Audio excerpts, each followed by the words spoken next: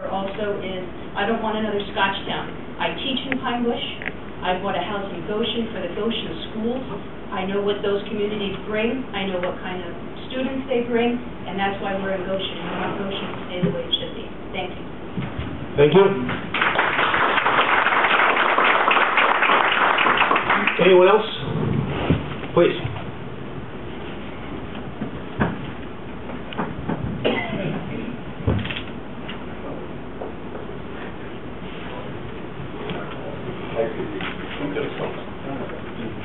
Jody Kopek for Lane, Goshen.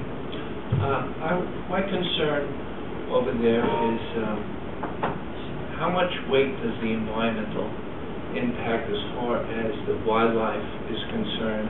I know that when the other homes were built on Everett, there's the wetlands and there's a stream, and I live right across the street from where all these homes were built, and I always saw spotted turtles and box turtles, and there's great horned owls in there, and red-tailed hawks and things like that. And I'm just wondering, is there any kind of impact study that's going to be taken into account for these animals?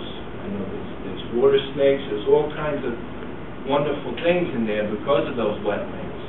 And I know after they built those other two homes in there, that the silt and the runoff that came through, a lot of it took years for those streams to come back to where they were. And that's one of my concerns. The other is the water. I know in back of me, there's Scotchtown LLC. They did some kind of testing to put some homes. There's like 50 acres. They were going to build some homes back there. And they ran a test well for 2 days. And my well actually went down. They put a meter in there to measure how much water we lost, and it went down like 2 feet. So there's going to be a lot of more homes over there. And I think in our area we have 5 or 6 acre zoning now for new homes, and they're going to need a lot of water for that amount of homes over there. So those are my concerns. Thank you. Thank you. Anyone else?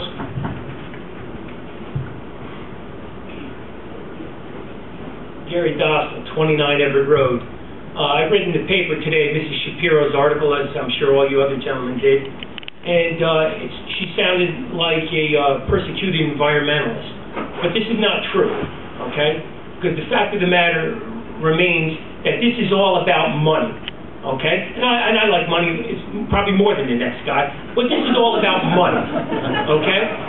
Like if you look on the DEC map, the 100-foot buffer from the DEC wetlands, every single available inch of this is used. So if it wasn't about pure money, then it wouldn't be used to this effect. All right?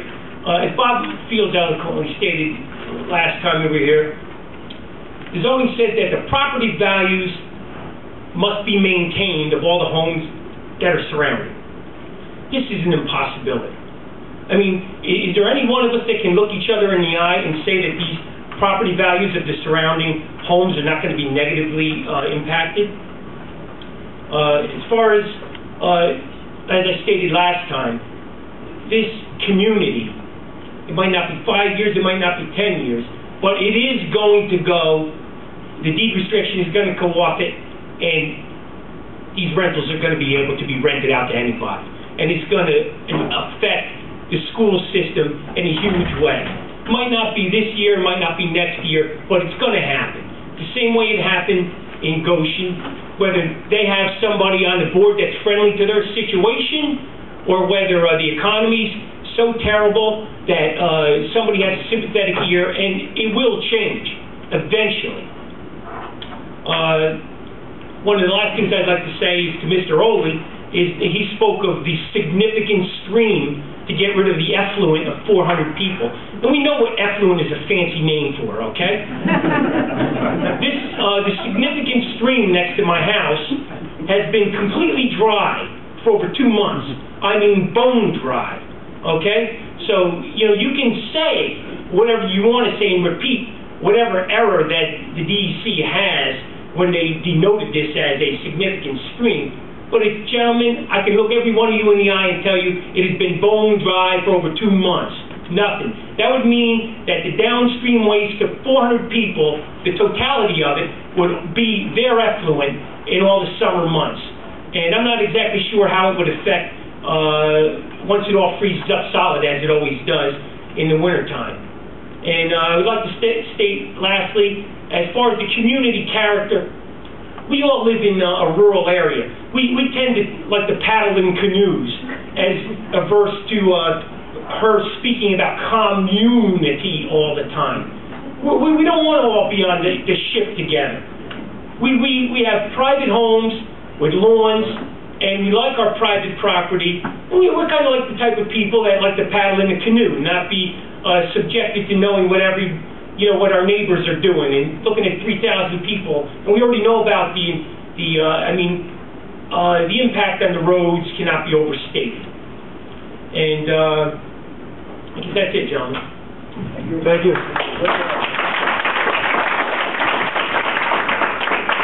Anyone else? Can I just add one more point? Sure, Can go you ahead. go back up here? Yep, please. Yeah. Next. Again, Laura Smith from Kip Road, 22 Kip Road. I just borrowed this map from somebody, and I was looking at where some of these roads are coming out. This is where Kip Road is, and this is where the Goshen and Hamptonburg town line is.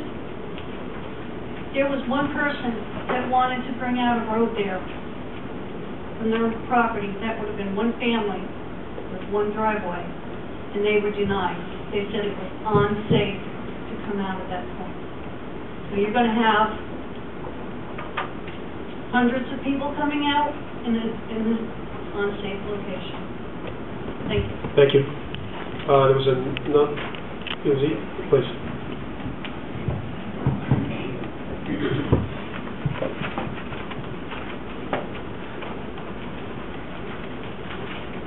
Hello, my name is Arthur Martin. I live on 39 Shale Lane.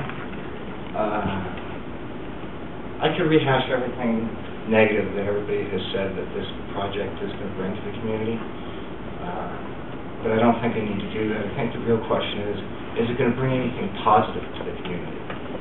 And I fail to see that it is. And so I have to say that I'm absolutely opposed to this. That's it. Thank you. Thank you. I think there was someone else in the back there that wanted to speak that hasn't spoken yet, no? Okay. John?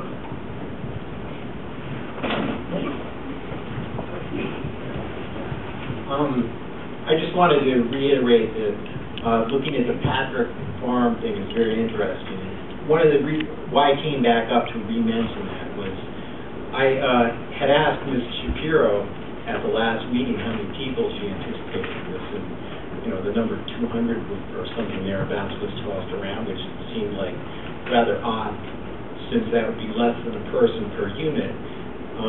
But one of the things that comes up on some of the Patrick Farm arguments is Mrs. Shapiro wrote a letter to the Ramapo Town Board that has something about inaccurate population estimates, and in the second or third paragraph, it has numbers for how many people she anticipates on 3-bedroom units, 4 to 6 people. 1 to 2-bedroom units is 2 to 4 people, and just using the smaller number, you come up with 400 plus people from this, and it's really a slap in the face to get deliberately misleading information. And as you read through more and more of this stuff, you see many, many examples like that. So I just wanted to, since that topic passed by in the previous meeting, I figured I should mention it. Thank you, John. Anyone else? Mr. Chan?